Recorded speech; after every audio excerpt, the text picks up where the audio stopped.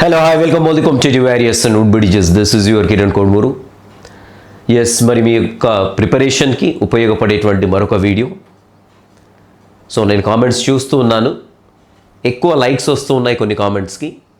So వాటిల్లో మనకు ఒకటి ఏంటంటే కన్సిస్టెన్సీ లేదు, కన్సిస్టెన్సీ మెయింటైన్ చేయలేకపోతున్నాను సార్. గుర్తుపెట్టుకోండి, ఎవరైతే కన్సిస్టెన్సీ మెయింటైన్ చేస్తారో వాళ్ళనే విజయం వరిస్తుంది.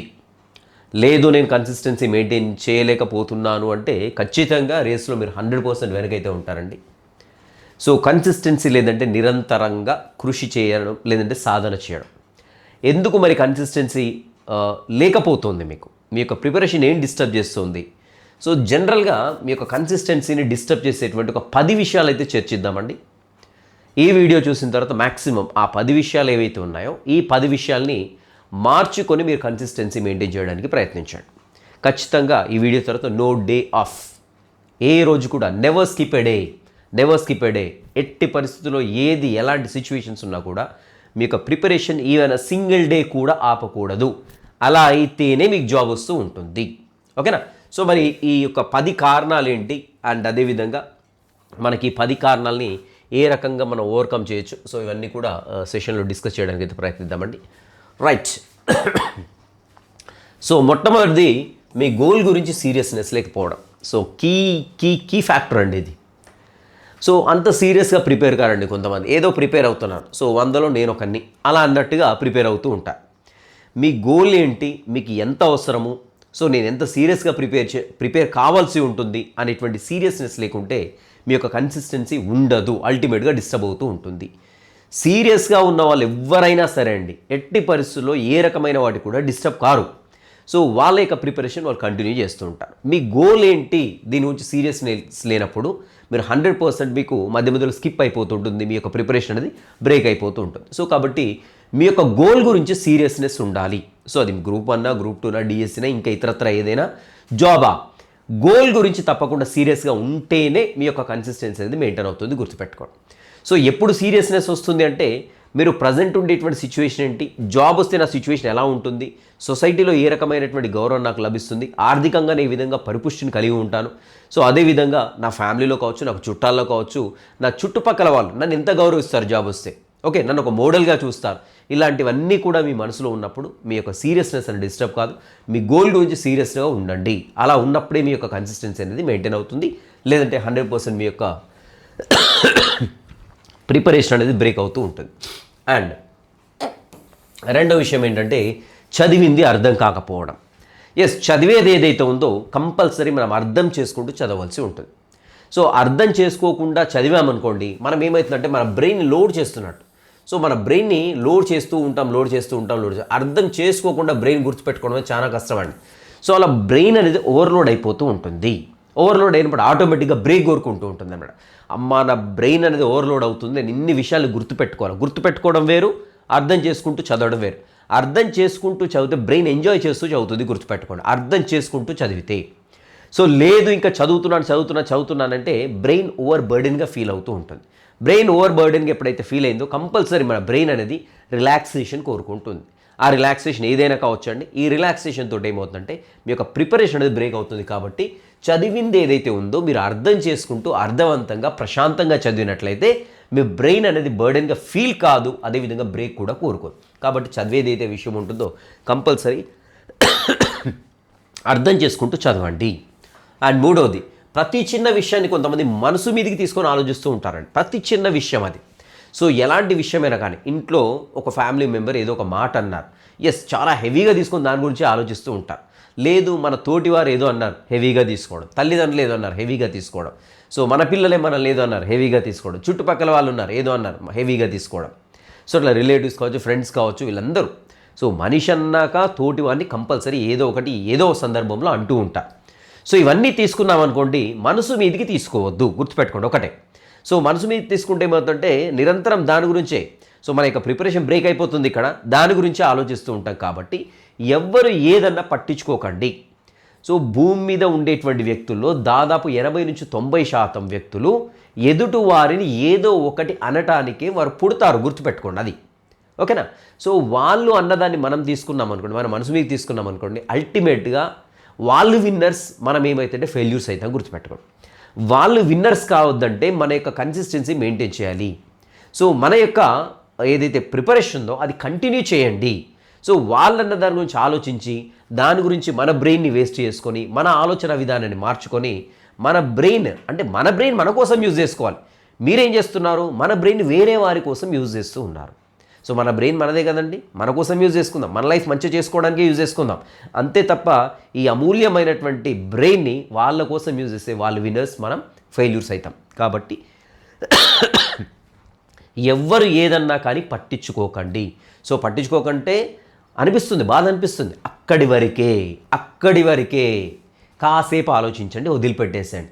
మన టార్గెట్ వేరు, మన గోల్ వేరు, మన అచీవ్మెంట్స్ వేరు, మన యొక్క ప్రిపరేషన్ వేరు. ఇక్కడ ఫోకస్ చేయండి. ఒక్కటే చెప్పుకోండి మీకు మీరు. సో వీళ్ళు ఈ మాట అన్నారు, నేను దీని గురించి ఆలోచించుకుంటూ కూర్చుంటే నా లైఫ్ బాగుపడుతుందా, నేను అనుకున్న సాధించగలుగుతానా, ఇది మీ మనసులో అనుకోండి. ఫస్ట్ ఏ విషయాలు పడితే ఆ విషయాల గురించి ఆలోచిస్తే నేను నా లైఫ్లో నేను అనుకున్నటువంటి టార్గెట్ని రీచ్ కాలేను అనేది మీకు మీరు చెప్పుకుంటే మీ యొక్క ప్రిపరేషన్ కంటిన్యూ అవుతుంది, లేదంటే కంపల్సరీ డిస్టర్బెన్స్ అవుతూ ఉంటుంది. ఒకటి గుర్తుపెట్టుకోండి, భూమి మీద ఉన్నటువంటి ప్రతి ఒక్క మోస్ట్ ఆఫ్ ది పీపుల్ ఎదుటి వారిని డిస్టర్బ్ చేయడానికే ఉంటారు. కాబట్టి అవన్నీ మనసు మీదకి తీసుకోకండి. అండ్ ఇంకా మనకు తెలిసిందే సాలిడ్ డిస్ట్రాక్షన్స్ ఉంటాయండి. సాలిడ్ డిస్ట్రాక్షన్స్ మొబైల్, అదేవిధంగా టీవీ కావచ్చు, ఫ్రెండ్స్ కావచ్చు, అదేవిధంగా ఊహల్లో విహరిస్తూ ఉంటారు. చాలామంది ఊహల్లో విహరిస్తూ ఉంటారు. So irrespective of their age, so 50 సంవత్సరాలు కానివ్వండి, 40 కానివ్వండి, 30 కానివ్వండి, చిన్నపిల్లలు ఊహల్లో విహరించడం అంటే కౌమార దశలో ఉండే వాళ్ళే ఊహల్లో విహరించుకుంటారు అంటారు కదా. సో అది కొంతవరకు నిజమై ఉండొచ్చు, కానీ చాలామంది అంటే అందరినీ అనట్లేదు నేను. సో కొంతవరకు ఊహల్లో విహరిస్తూ ఉంటారన్నమాట. సో నాకు జాబ్ ఆల్రెడీ వచ్చింది, ఊహించుకుంటున్నాను, నేను ఇలా ఉన్నాను. సో అసలు వదిలిపెడుతున్నాం. ఇక్కడ మనం ప్రయత్నాన్ని వదిలిపెడుతూ ఉన్నాండి. ప్రయత్నాన్ని వదిలిపెట్టేసి మనకు ఊహల్లో విహరించినట్లయితే మనకెదురుగా ఉన్నటువంటి అంశం ఏదైతే ఉందో అది 100% డిస్టర్బ్ అవుతుంటుంది. ఇంకా మనకు తెలిసిందే 110% మనల్ని మెయిన్గా డిస్ట్రాక్ట్ చేసేది ఏంటంటే మొబైల్ అండి. సో ఈరోజు నేను ఈనాడు పేపర్లో చూస్తాను. సో మొబైల్స్ యూత్ ఇక్కడ టచ్ స్క్రీన్ వదిలిపెట్టేసి కీప్యాడ్ ఉన్నటువంటి మొబైల్స్ వైపు టర్న్ అవుతున్నారంట. So very very happy news అండి అది మాత్రం. సో అసలు ఎంత బయటికి వెళ్ళినప్పుడు మనం చూస్తూ ఉంటాం. సో ఇలా పెట్టేశారంట, తల ఇలాగే ఉంటుంది పిల్లల్ని. సో అసలు ఏమవుతుంది, ఏం చేస్తున్నారు, వాళ్ళు ఎక్కడికి పోతున్నారు, వాళ్ళ మెడలు ఏమవుతాయి, వాళ్ళ హెల్త్ ఏమవుతుంది, ఏం ఆలోచించట్లే. అంటే ఇప్పుడు యువత కూడా తేరుకుంటూ ఉందండి. సో ఏంటి, ఈ మొబైల్ అనేది 100% మనం డిస్ట్రాక్ట్ చేస్తూ ఉంది, మా గోల్ని రీచ్ అయ్యేటట్టుగా చేయట్లేదు. సో కాబట్టి దీన్ని పక్కకు పెట్టేసాలి.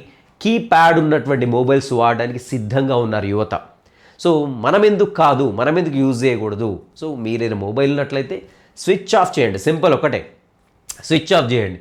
మీకు ఎప్పుడైతే అవసరం అనుకుంటారో అప్పుడు మాత్రమే మొబైల్ని యూజ్ చేయండి. అంతే తప్ప సో అట్లా ఆన్ పెట్టేసామనుకోండి, ఏదో మెసేజ్ రాగానే సౌండ్ వస్తూ ఉంటుంది, అయ్యో ఎక్కడి నుండో మెసేజ్ ఏమొచ్చిందో, సో వాట్సాపా, ఇన్స్టాగ్రామా, లేకుంటే ఫేస్బుక్కా, ఇంకెక్కడ నుండా అనేసి మనం అల్టిమేట్గా డిస్ట్రాక్ట్ అవుతుంటాం. కాబట్టి మొబైల్ని కంప్లీట్గా అవాయిడ్ చేసేయండి. అదేవిధంగా టీవీని అవాయిడ్ చేయండి, ఫ్రెండ్స్ని కూడా అవాయిడ్ చేయండి.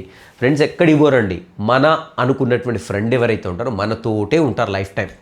సో మీరేదో 2 రోజులు చెప్పండి, మీకు నిజమైనటువంటి మిత్రుడైతే, నిజమైనటువంటి ఫ్రెండ్ అయితే కంపల్సరీ మీ సిచ్యువేషన్ చెప్తే అర్థం చేసుకుంటాడండి.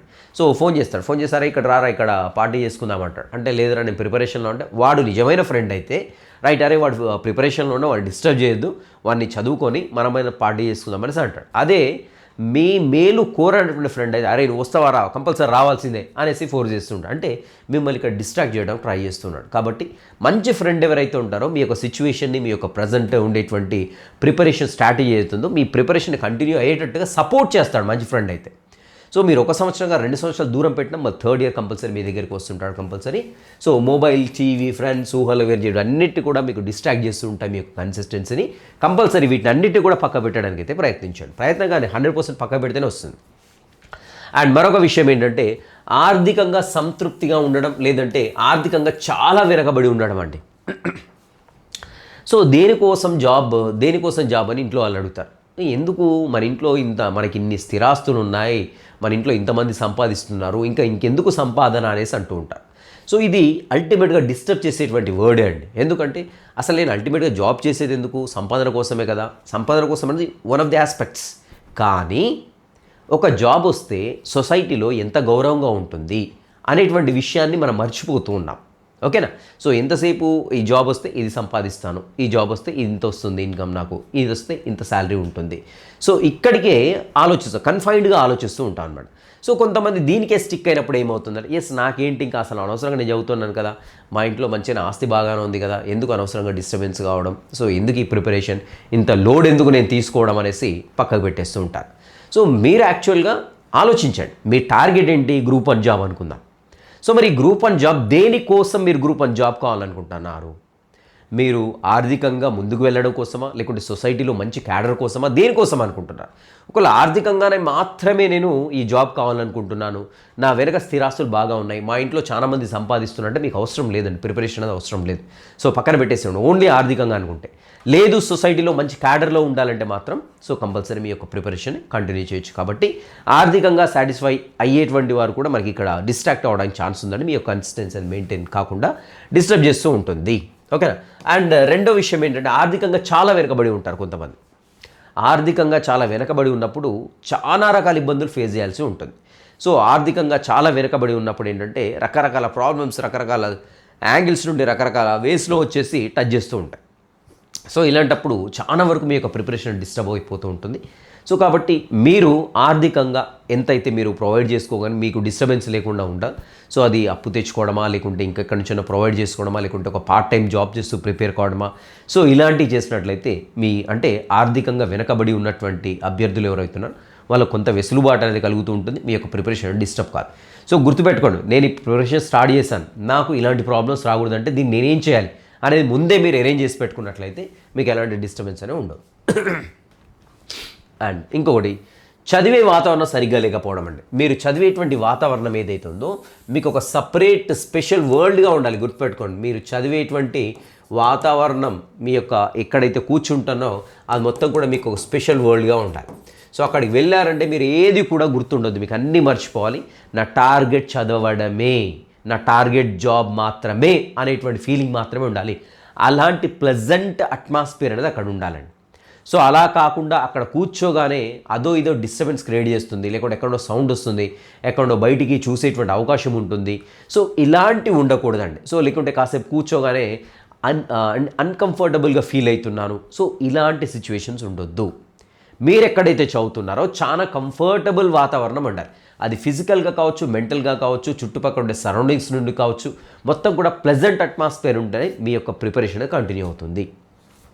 లేదు నేను ఇప్పుడు మా బిల్డింగ్ ఉంది, 5th ఫ్లోర్లోకి ఎక్కాను, 5th ఫ్లోర్లో కారిడార్లో చైర్ వేసుకొని కూర్చున్నాను, రైట్, నేను ఒక ప్రిపరేషన్ స్టార్ట్ చేస్తాను. మా ఇంటి ముందే రోడ్ ఉంది. సో అక్కడ నుండి ఒక హారన్ కొట్టుకుంటూ వెళ్ళాడు, ఏమవుతుందంటే డిస్టర్బెన్స్ అయిపోతూ ఉంటుంది అల్టిమేట్గా. ఇలాంటి డిస్టర్బెన్స్ ఉండకూడదు. ఓకేనా?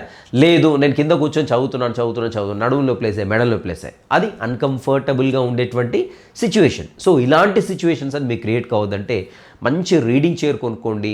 సపోర్టివ్ పిల్లోస్ ఉంటాయి, supportive pillows, back supportive pillows ఉంటాయి, క్రింద ఉండేటువంటి పిల్లోస్ ఉంటాయి, కొనుక్కోండి. నీట్గా అన్డిస్టర్బ్డ్ కండిషన్లో ఉండండి. ఎలాంటి సౌండ్కి సంబంధించినటువంటి డిస్టర్బెన్స్ మీకు ఉండొద్దు. ఒకసారి కూర్చున్నారంటే మీరు కూర్చునే కంటే ముందే ఏమేం పనులు అయితే కంప్లీట్ చేయాలో అవన్నీ కూడా కంప్లీట్ చేసి పెట్టుకొని కూర్చోండి. ఒకసారి కూర్చున్నారంటే ఇక లేవద్దు, గుర్తుపెట్టుకోండి, మీకు ఎలాంటి డిస్టర్బెన్స్ అనేది కావద్దు. సో అలాంటి వాతావరణాన్ని క్రియేట్ చేసుకోండి మీరే. ఇంకా డెన్లోకి ఎంటర్ అయ్యారంటే that's it's my separate world అనేటువంటి ఫీలింగ్ మీకు కలగాల్సి ఉంటుంది. అండ్ నెక్స్ట్ ఇంకొకటి ఏంటంటే అతిగా భయపడుతూ ఉంటారండి. జాబ్ వస్తుందా రాదా, రాకుండా నా పరిస్థితి ఏంటి అనేసి అతిగా గాబరా పడుతున్నారు, అతిగా భయపడుతుంటారు. ఇది కంప్లీట్గా డిస్టర్బ్ చేస్తూ ఉందండి. ప్రజెంట్ ఉండేటువంటి సిచ్యువేషన్ని మాత్రమే ఆలోచించండి మీరు. సో ఫ్యూచర్ అనేది ఆలోచించకండి. సో రాసిన అందరికీ కూడా జాబ్ రాదు కదా. సో మనకు వస్తుందో ఏమో జాబ్, ఎంతసేపు పాజిటివ్గా పెసిమిస్టిక్గానే ఉండండి. ఓకేనా? ఎంతసేపు నాకు జాబ్ కంపల్సరీ వస్తుంది, నేను ప్రయత్నంలో గెలుస్తున్నాను, నేను బాగా చదువుతున్నాను, నాకు ప్రిపరేషన్ బాగా ఉంది, నాకు కన్సిస్టెన్సీ బాగా ఉంది అనేటువంటి ఒక కాన్ఫిడెన్స్ మీకు ఉన్నట్లయితే అల్టిమేట్గా మీకు భయం అనేది ఉండదు. ఓకే, జాబ్ రాలేదు అనుకుందాం, జాబ్ రాకుంటే ఇంకా భూమి మీద ఎవరు బ్రతకట్లేరండి గవర్నమెంట్ జాబ్ లేకుంటే. సో చాలామంది చాలా రకాల తెలివితో మనం ఏదైనా చేయొచ్చు. గుర్తుపెట్టుకోండి, తెలివి ఉంటే మనం ఏ పనైనా చేయొచ్చు, ఎంతైనా సంపాదించవచ్చు. సో అదొకటి గుర్తుపెట్టుకోండి. సో మీ యొక్క ప్రిపరేషన్ ఏదైతే ఉందో ఇది కన్సిస్టెన్సీ మెయింటైన్ కావాలంటే మీరు మీ యొక్క ఫ్యూచర్ గురించి ఆలోచించకండి. నాకు జాబ్ వస్తుందా రాదా అనేటువంటి భయాందోళన ఏదైతే ఉందో ఈ భయాందోళనని పక్కన పెట్టేసేయండి. నేను ఇప్పుడు ప్రిపరేషన్లో పర్ఫెక్ట్గా ఉన్నాను, 100% పర్ఫెక్ట్గా ఉన్నాను, నా యొక్క ప్రిపరేషన్ ఇదే రకంగా కంటిన్యూ చేస్తాను, 100% నాకు జాబ్ వచ్చి తీరుతుంది అనేటువంటి ఒక ధోరణితో ప్రిపేర్ కావాలి తప్ప అతిగా భయపడడం, చిన్న వాటికి భయపడడంతో ఏమవుతుందంటే అల్టిమేట్గా మనం డిస్టర్బ్ అయిపోతుంటే మన కన్సిస్టెన్సీ అనేది మెయింటైన్ కాదు. కాబట్టి అతిగా ఆలోచించకండి దేని గురించి కూడా. అండ్ ఇంకా పెళ్ళైన వారికి అయితే ఇంట్లో ఉండే సమస్యలు చాలా ఉంటాయండి. సో ఇవి కంపల్సరీ మనకి ఏంటంటే కంప్లీట్గా డిస్ట్రాక్ట్ చేస్తూ ఉంటాయి మనల్ని.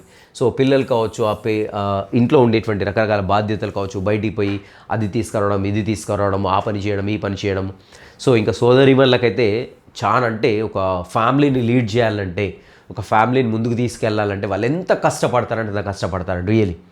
సో ఆ సోదరి మన దృష్టిలో పెట్టుకొని ఫ్యామిలీ మెంబర్స్ ఎవరైతే ఉంటారో, పేరెంట్స్ కావచ్చు, భర్త కావచ్చు, పిల్లలు కావచ్చు, సపోర్టివ్గా ఉన్నట్లయితే వాళ్ళు ఏంటనేది నిరూపించుకోవడం ఒక చాయిస్ అయితే దొరుకుతుంది. కాబట్టి దయచేసి అలాంటి వారికి సపోర్ట్ చేయండి. సో లాస్ట్ మనకు ఏపీడిఎస్సి కావచ్చు, తెలంగాణ డిఎస్సిలో కావచ్చు, కొంతమంది అసలు హస్బెండ్స్ అయితే ఎంత సపోర్టివ్గా ఉన్నారంటే భార్యకు జాబ్ రావాలనేటువంటి తపన వీళ్ళకంటే అసలు భర్తలకే ఎక్కువ ఉండదు. ఎంత సపోర్టివ్గా ఉన్నారంటే అంత సపోర్టివ్గా ఉన్నారండి. సో కాబట్టి కొంతవరకు మన వర్క్ని కానివ్వండి, లేదంటే ఇతరతర బాధ్యతలను కూడా షేర్ చేసుకున్నట్లయితే వాళ్ళ యొక్క ప్రిపరేషన్ కంటిన్యూ అవుతుంది. అలా కంటిన్యూ కావాలంటే తప్పకుండా మన బాధ్యతలను షేర్ చేసుకోవాల్సి ఉంటుంది. ఇలా షేర్ చేసుకుంటేనే వాళ్ళ కంటిన్యూటీ అనేది ఉంటుంది. కంటిన్యూటీ ఉంటేనే జాబ్ వస్తుంది. సో అంతేకాకుండా ఆల్రెడీ లేదు, సపోర్ట్ లేదు అనుకుందాం, సరిగ్గా సపోర్ట్ లేదు అనుకున్నప్పుడు ఏంటంటే చాలా ప్రీ ప్లాన్డ్గా పనులు చేసుకోండి. చాలా ప్రీ ప్లాన్డ్గా ఉండాలి. సో రేపు ఇది చేసుకుందాం, రేపు వంట ఏం చేసుకుందాం, సో రేపు వంట ఏదో చేసుకుందాం అనుకుంటాం, దాని గురించి ఎలాంటి ప్లాన్ ఉండదు, ఏముండదు. సో ఉదయాన్నే లేవుగానే అక్కడ పోయి కూరగాయలు తీసుకోవాలి, ఇటు పోయి తీసుకురా, నూనె ఉండకపోవచ్చు, నూనె, పసుపు, ఉప్పు, కారం ఇవన్నీ. సో ఇవన్నీ కూడా ముందు రోజే మీరు సో చాలా ప్రీ ప్లాన్డ్గా ఉండండి. రేపు ఏం వంట చేయాలి ఈరోజే అడ్వాన్స్గా ఆలోచించి పెట్టుకోండి. సో దానికి సంబంధించిన కూరగాయలు కావచ్చు, ఇతరతర మెటీరియల్ కావచ్చు, ఏమైనా ఉన్నాయి నవ్వొస్తుండొచ్చు, కానీ ఇలా ప్రీ ప్లాన్డ్గా ఉన్నట్లయితే చాలా టైం సేవ్ అవుతుందండి మీకు. సో ఈ స్టిపులేటెడ్ టైంలో ఈ పని, ఈ స్టిపులేటెడ్ టైంలో ఈ పని నేను చేయాలని ఫిక్స్ చేసుకొని, షెడ్యూల్ చేసుకుని, దాన్ని ప్లాన్ చేసుకున్నట్లయితే మీకు కన్సిస్టెన్సీ మెయింటైన్ అవుతుంది. మీరు ఎంత సమయం అయితే చదవడానికి కేటాయించుకోవాలనుకుంటారో అంత సమయం మీ చేతుల్లో ఉంటుంది. లేదు అంటే మీరు ప్లాన్ లేకున్నట్లయితే ఈ చేతిలో ఉండే సమయం కాస్త జారిపోతూ ఉంటుంది. ఈ చేతుల్లో ఉండేటువంటి సమయం అంతా కూడా డిస్టర్బ్ అయిపోతూ ఉంటుంది. మనకు చదువుకునేటువంటి సమయం అనేది చాలా తక్కువగా లభిస్తూ ఉంటుంది. కాబట్టి చాలా ప్రీ ప్లాన్డ్గా ఉండడానికి ప్రయత్నించండి. అండ్ అదేవిధంగా ఫ్యామిలీ మెంబర్స్ని ఏం చేసే రిక్వెస్ట్ అంటే కంపల్సరీ మీ ఇంట్లో ఎవరైనా చదువుతున్నట్లయితే, భర్త కావచ్చు, భార్య కావచ్చు, పిల్లలు కావచ్చు, ఎవరైతే చదువుతున్నారో 100% మీ సపోర్ట్ ఇవ్వండి. కంపల్సరీ సపోర్ట్ ఇస్తేనే వాళ్ళు చదవగలుగుతారు. వాళ్ళతో పాటు వాళ్ళు ఏంటంటే సొసైటీలో గౌరవమైనటువంటి జాబ్ని సాధిస్తారు. అంతేకాకుండా ఆర్థికంగా ఏ రకంగా మనకు సపోర్టివ్గా ఉండడానికి అయితే ఆస్కారం ఉంటుంది. I request all. అండ్ అదేవిధంగా సో కొంతమంది వేరే వారి మీద ఫోకస్ చేస్తూ ఉంటారండి. అండ్ వేరే వారి మీద ఫోకస్ అంటే వాళ్ళు ఏం చదువుతున్నారో, ఎలా చదువుతున్నారో, వానికి ఇన్ని మార్కులు వచ్చాయి. సే ఫర్ ఎగ్జాంపుల్ ఒక మాక్ టెస్ట్ రాశాను.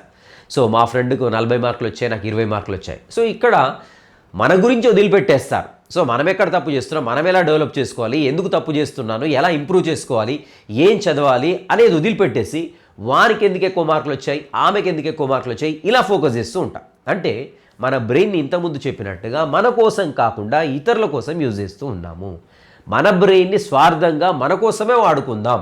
మన కోసం ఎప్పుడు వాడుకుంటాం, మనం ఎక్కడ తప్పు చేస్తున్నాం, ఎందుకు తప్పు చేస్తున్నాం, ఎలా తప్పు చేస్తున్నాం, దీన్ని ఇంప్రూవైజ్ ఎట్లా చేసుకోవాలి, నిన్న ఎలా ఉన్నాను, నేను ఇలా ఈరోజు ఎలా ఉంటున్నాను, రేపు ఎలా ఉండాలి అనేది మన గురించి మనం ప్లాన్ చేసుకుందాం. మన తప్పులు మనం తెలుసుకుందాం. మన స్వీయ అవగాహనని కలిగి ఉందాం. ఇలా ఉంటేనే ఏంటంటే మనది డిస్ట్రాక్ట్ కాకుండా ఉంటుందండి. ఇతరుల గురించి ఆలోచిస్తే అల్టిమేట్గా మనం వదిలిపెట్టేస్తున్నాం. ఇక్కడ అది అర్థమవుతుందో కావట్లేదు. వేరే వాళ్ళ గురించి ఆలోచిస్తే మనం ఇది ఇక్కడ వదిలిపెడుతున్నాం, మన దాన్ని మన యొక్క ప్రిపరేషన్ వదిలిపెడుతున్నాం. ఇలా వదిలిపెడుతున్నామంటే అల్టిమేట్గా మన కన్సిస్టెన్సీ పోతున్నట్టే అండి. సో రోజుకు రోజు ఇంకా దిగజారిపోతాం తప్ప కంప్లీట్గా మన యొక్క లెవెల్ అనేది పెరగదు, మన యొక్క ప్రిపరేషన్ లెవెల్ అనేది పెరగదు. అండ్ ఇంకా రకరకాల ఆరోగ్య సమస్యలు ఉంటాయండి. ఆరోగ్య సమస్యలు చిన్నవి అయితే పర్వాలేదని స్కిప్ చేయొచ్చు.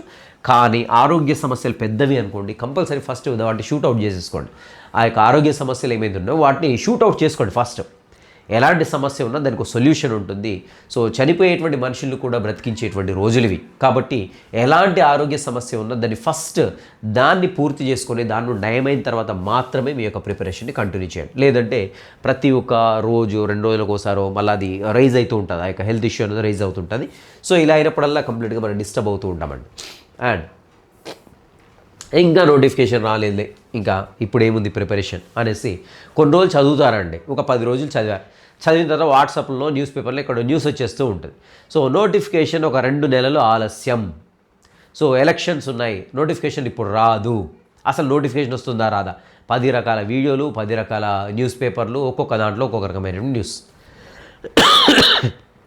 సో న్యూస్ ఏం చేస్తుందంటే డిస్టర్బ్ చేసేస్తూ ఉంటుంది మనల్ని. ఏంటి, అలసత్వం అనేది మనలో మేల్కొంటూ ఉంటుంది. ఏంటి, అరే ఇప్పుడు రాదంటలే, 2 నెలల తర్వాత నోటిఫికేషన్, లేదంటే న్యూస్ పేపర్లో వస్తుంటుంది, లేదంటే ఇంకో వాట్సాప్లో వస్తుంది, లేకుంటే ఇంకో ఎవరో వీడియో పెడతారు. సో ఇలా పెట్టినప్పుడు ఏంటంటే వీటిని చూసి డిస్టర్బ్ అయిపోతూ ఉంటాం. అల్టిమేట్గా మన యొక్క ప్రిపరేషన్ అనేది బ్రేక్ అయిపోతూ ఉంటుంది. నోటిఫికేషన్ ఎప్పుడు వస్తుంది అనేది వదిలిపెట్టేసండి. నేను ఎప్పుడు కూడా ఒకటి చెప్తాను మీకు, రేపు నోటిఫికేషన్ వస్తే నువ్వు ఎగ్జామ్ రాయడానికి సిద్ధంగా ఉన్నావా అనేది నీకు నువ్వు క్వశ్చన్ చేసుకో. అలాంటి సిచ్యువేషన్లో ఉంటే నువ్వు నెగ్లెక్ట్ చేసినా ఏం కాదు. కానీ రేపు నోటిఫికేషన్ వస్తే అమ్మో నేను రాయలేను అనేటువంటి సిచ్యువేషన్లో ఉంటే ఇంకేం లేదు, ఇంకా దేని గురించి ఆలోచించండి, కంటిన్యూస్గా చదవండి. అలా చదివితేనే జాబ్ వస్తుంది. ఆ న్యూసు, ఈ న్యూసు, అక్కడ ఒకటి ఇక్కడ ఒకటి చూసి డిస్టర్బ్ అయిపోయారనుకోండి, 100% జాబ్ రాదు. ఎందుకంటే కంప్లీట్గా మనం డిస్టర్బ్ అయిపోతూ ఉంటామండి. బ్రేక్ అయిపోతూనే ఉంటాం. సో మీకుండేటువంటి వీటిలో కంపల్సరీ నాకు తెలిసి ఈ 10 ప్రాబ్లమ్స్ ఏవైతేనో ఈ 10 ప్రాబ్లమ్స్లో ఏదో ఒకటి కంపల్సరీ మీ యొక్క కన్సిస్టెన్సీ డిస్టర్బ్ చేసేటువంటి కంపల్సరీ ఉంటుందండి. సో దాన్ని దృష్టిలో పెట్టుకుని ఎలా షూట్అవుట్ చేయాలి, ఆ ప్రాబ్లమ్ని ఎలా సాల్వ్ చేయాలనేది మీకు మీరు డిసైడ్ చేసుకుంటే, ఆల్రెడీ ఇప్పుడు డిస్కస్ చేశాం కదా. సో అలా మీ యొక్క ప్రాబ్లమ్ని సార్ట్అవుట్ చేసుకుంటే 100% కంటిన్యూటీ అనేది ఉంటుందండి. కంటిన్యూటీ అనేది గుర్తుపెట్టుకోండి. విజయానికి ఒకటి నిరంతరమైనటువంటి శ్రమ, నిరంతరత అనేది ఉండాలండి. కంటిన్యూటీ అని ఉంటేనే మీ యొక్క గెలుపు అనేది తథ్యమవుతుంది. ఆ కంటిన్యూటీ బ్రేక్ అయిన రోజు compulsory you will be the out of competition. మీరు ఆ రేస్ నుండి బయటకు వచ్చేస్తారు. ఓకేనా? ఇంకా మీ యొక్క ప్రిపరేషన్కి ఉపయోగపడేటువంటి ఏమైనా నా తరఫున సపోర్టివ్ వీడియోస్ కావాలంటే కంపల్సరీ ఒకసారి కామెంట్స్లో మెన్షన్ చేయండి. అండ్ కామెంట్స్లో అంటే ఎవరికైనా మీరు ప్రాబ్లం ఉన్నట్లయితే డైరెక్ట్గా నెంబర్ హెల్ప్ సపోర్ట్ ఉంటుందండి. హెల్ప్ సపోర్ట్కి మీరు మెసేజ్ చేయండి, వాట్సాప్ అయినా చేయండి, లేదంటే కాల్ అయినా చేయించండి. సో స్టూడెంట్ సపోర్ట్, కేకే బయాలజీ స్టూడెంట్ సపోర్ట్ నెంబర్ వచ్చేసి ఏంటంటే 7416811648 అండి. సో ఈ నెంబర్కి వాట్సాప్ చేయండి. డెఫినెట్గా your problem will be solved very soon. గుర్తుపెట్టుకోండి. సో మీకు ఎలాంటి ప్రాబ్లమ్ ఉన్నా ఈ హెల్ప్ సపోర్ట్, స్టూడెంట్ సపోర్ట్కి అయితే ఒకసారి వాట్సాప్ చేయడానికి అయితే ప్రయత్నించండి. మీకు ఎలాంటి ప్రాబ్లమ్ సార్ట్ అవుట్ అయితే. ఓకేనా? I wish you all the best. Meet in the next session. Have a great day.